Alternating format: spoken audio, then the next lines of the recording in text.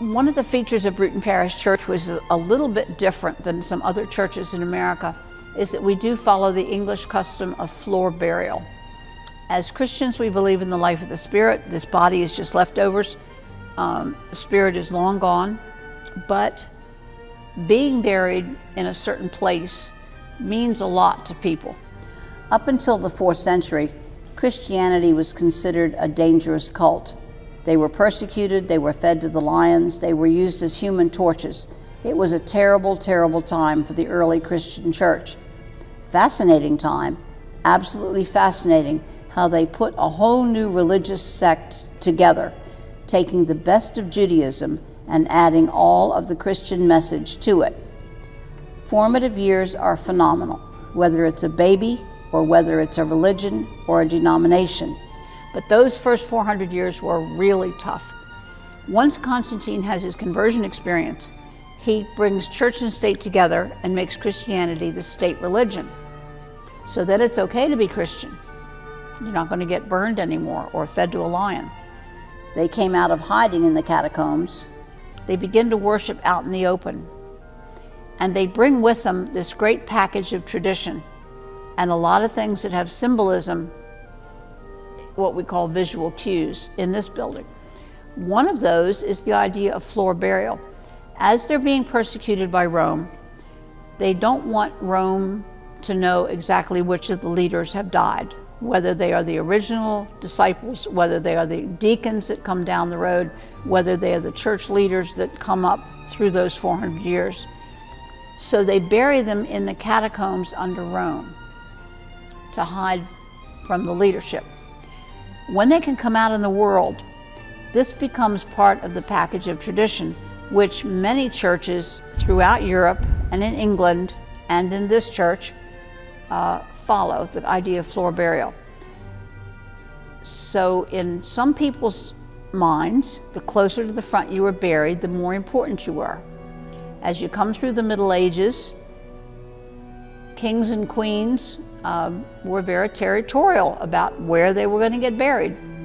And sometimes predecessors would get moved aside so that the next king or queen could actually have a better spot. So the great cathedrals in England and throughout most of Europe are full of burials. Some of them have 4,000 and 5,000 buried under the churches. They have catacombs underneath, much like the catacombs in Rome, but in England, many of them are crypts underneath, as well as the many in the floor. Some of them have monumental brasses on top as an effigy of the person who's been buried. And of course, rubbings were very popular from those in many years. The people that come to Virginia grew up seeing floor burials, perfectly normal for them. So at the Jamestown Church and in this church and in several others, we did follow the custom of floor burial. Most people were buried on land they owned, but many important people in a given society go in the floor of the church. The tower, which is in the west end of the church, has a number of gravestones on the floor. Most of those, the person they're naming is not in the tower. They have been left in their burial space, and the stones were brought here to be protected. A number of reasons for that. After the American Civil War, people had no idea what the North might do to this place, and so a lot of people thought it would be safer to bring gravestones to a public place, particularly one as notable as this, where they would be safer. Some people felt that it was just smarter not to leave precious memories of the past out in the middle of a field, not knowing what was going to happen to this state. And they realized that not everybody cares about the history, so they wanted to protect it. The Timson family is marked in the tower, and that name reverberates through several generations in Virginia, and they're all marked here. There is a Timson house in town. Those were brought from the Waller family farm that belonged to the Custuses in the 18th century, which is out on Queens Creek in the York County portion of the parish. That part of Bruton Parish is out along what is now Rochambeau, in the York County side. There's pieces of a black stone, some people call it ironstone, in the church floor with the name and family coat of arms for John Page. John Page is the man who gave the land the church is built on, and that family is one of those wonderfully involved, long-tailed families that go all the way back to the 11th century in England, if not earlier, and all the way forward to today. Colonel John Page was on the vestry in the year 1674 when Bruton Parish was formed by combining two older parishes. The first brick church for Bruton Parish was completed in 1683. Colonel Page gave the land to the parish for the 1683 church and churchyard. Colonel Page had a big stone. It was destroyed in the 19th century. There are lots of stories about what happened to it, but it was during a storm it was destroyed. And so they brought inside the pieces of it that were saved. The stone had a wonderful date on it, 1691/2 or 1691/92, to show the old style year, 1691, as well as the new style year, 1692. Not until 1752 did Britain adopt the Gregorian calendar, thereby aligning the British Empire with the rest of Western Europe. Colonel Page's stone is literally 1691/2, so whichever year you think it is, you have the right grave. Descendants of Colonel Page still live in this town, still worship in this church from time to time, and many, many Page descendants come looking for that stone because it's such an important part of their past. His wife and family are buried out in the yard. There's quite a lineup of Page stones, as there are at Abington and Ware and many other Virginia churches, because they were a huge, very prominent, very successful family. Right above Colonel Page, there's a big stone on the wall that is Colonel Nathaniel Bacon the Elder. The visitors loved it because his name is Bacon, and there's a boar in the coat of arms signifying bravery and hospitality, but it is humorous to the visitors. This one was moved to Bruton from Bacon's Kings Creek plantation. Colonel Bacon was a kinsman of Sir Francis Bacon, the English philosopher, statesman, scientist, jurist, orator, essayist, and author, a man to whom educators owe a great deal, even today. And the Bacon family arrived here early on, as did many families. Once Charles II has been restored to the throne of Great Britain, there are no more wars to fight, and the Puritans have been finally put down, at least for a while. And so many of these people take ship for Virginia. Frequently, they're going to be the second sons or succeeding children, because under the English laws of primogeniture, only the eldest son inherits all the land. Colonel Bacon comes to Virginia in that great Cavalier wave. He was a very conservative gentleman. He married Lady Elizabeth Kingsmill, whose daddy had property at Jamestown. Kingsmill Plantation here in Williamsburg is named for the family and for the site. They had no children. They adopted a niece, Abigail, and she married one of the Burrells. So the bloodlines were nice and clean and connected, and the land was connected, and the dynasties were connected. His nephew is Nathaniel the Rebel, a young man who was in trouble constantly when he was in England. I'm sure Colonel Bacon and Elizabeth thought they were doing the family a great favor by bringing the boy over here. And then once he gets here, he turns out to be Nathaniel the Rebel. And he is the one who argued with Governor Sir William Berkeley and started Bacon's Rebellion and involved the indigenous folks all up and down Virginia. Colonel Bacon served as the president of the Governor's Council during Effingham's governorship of Virginia. During Effingham's absences from Virginia, Bacon, as the senior counselor, was acting governor. Coming into the church from the west end, there's a stone on the floor, a large piece of stone, and the initials on it are PG, and the letters are AE61. PG are the person's initials, and the AE61 means they died at the age of 61.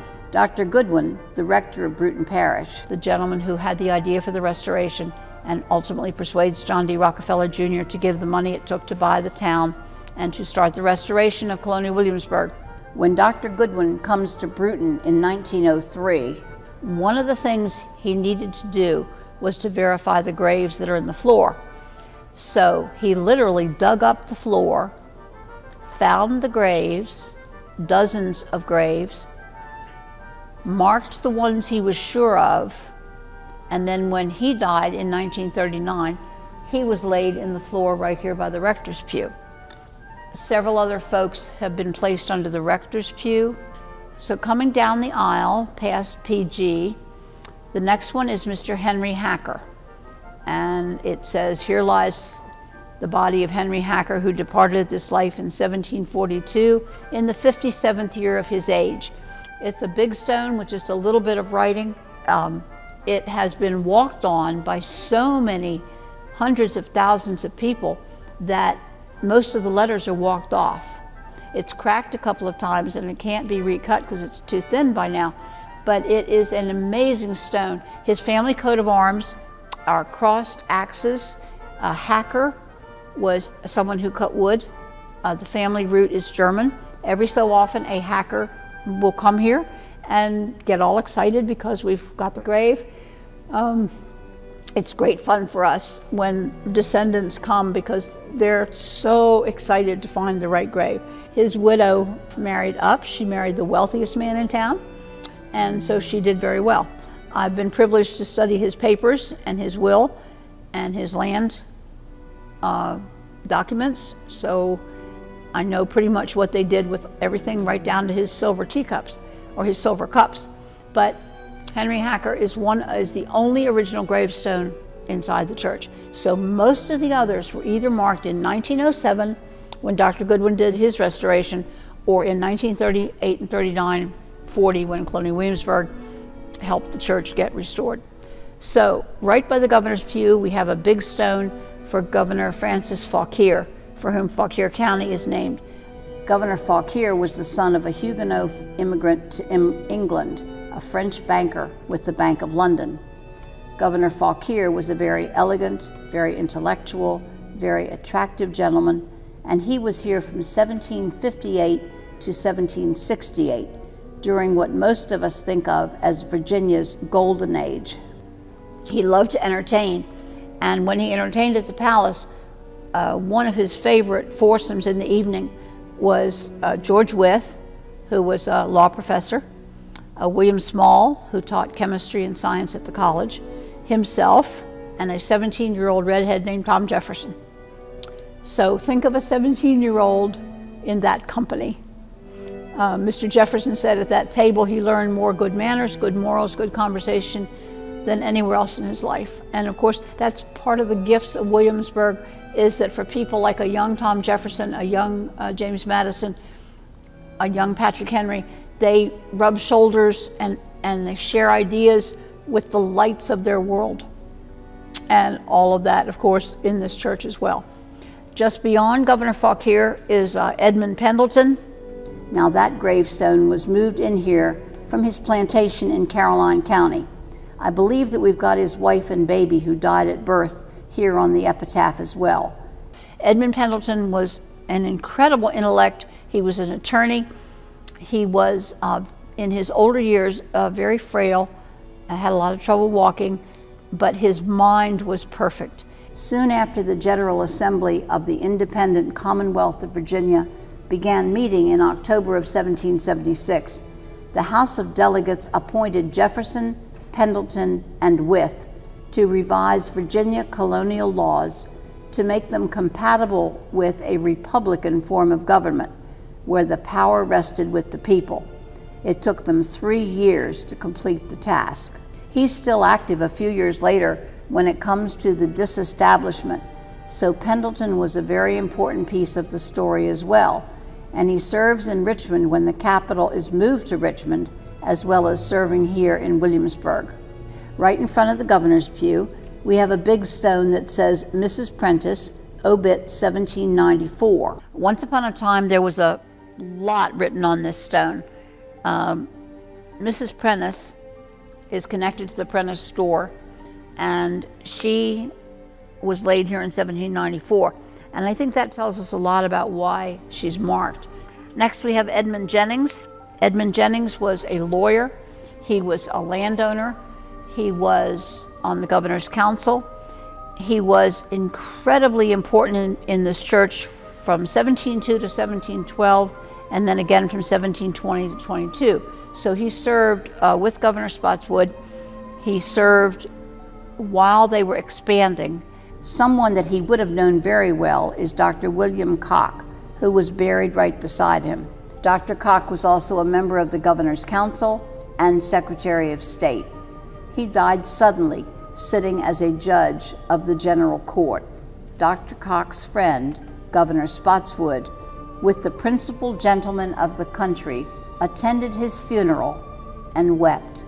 He came across with Governor Spotswood, so he's again connected to the very best people. And that's another name which is all over Virginia. Stepping into the chancel area, in the far left corner is a gravestone which is in Latin, which is great fun for any of us who had classical languages, or for any of the clergy who come in here who had classical languages, because they can get down on the floor and actually read Latin. It is Roland Jones, who was Martha Washington's great-grandfather, and he was the first rector of our parish, and his gravestone was moved in from the outside during an earlier restoration in 1905. We have some Blair babies, a reminder of the fragility of life, especially for small babies. And we have in front of the holy table the stones for the grandfather and grandmother of Martha Dandridge Custis Washington. So it's another tie to this church. Out in the yard, we looked at some Custis graves moved in from the Queens Creek plantation once owned by her first husband. These gravestones inside were moved in here from Macon's Island, which is the family plantation over in New Kent. And again, it was a way to bring them to a public place where they could be cared for and protected. Dr. William H. Wilmer is in the corner near where the harpsichord is, and Dr. Wilmer was rector of the church from 1826 to 1827 and president of the College of William and Mary, and was involved in putting the new Episcopal Church in the United States together. The grave in front of the rector's pew is the only modern burial in the aisles, and it is William Archer Rutherford Goodwin. Dr. Goodwin was rector of this church on 2 occasions, from 1903 to 1909 and 1926 to 1938. He's the one who had the idea to restore Williamsburg, and he's also the one who persuaded John D. Rockefeller Jr. to do it. Dr. Goodwin had a large family. At this point, all except his grandchildren are buried in our yard, but Dr. Goodwin was buried inside. And without him, our story would be vastly different. A young priest with an incredible idea inspired by a book he'd read, and he knew the importance of history, that the future must learn from the past. He knew the importance of the church. He understood the importance of ministry to all people. I believe that he came to Bruton the first time from a church in Petersburg, and then at one point, after he had ministered here for some time and done the first restoration, Dr. Goodwin left and went to upstate New York and ministered up there for quite a while. And then in 1926, he came back to Williamsburg for a second stint as rector of Bruton and was able to see the restoration of the church as it was going on. So Dr. Goodwin is an important piece of our story and a reminder that the inspiration is where all of it starts.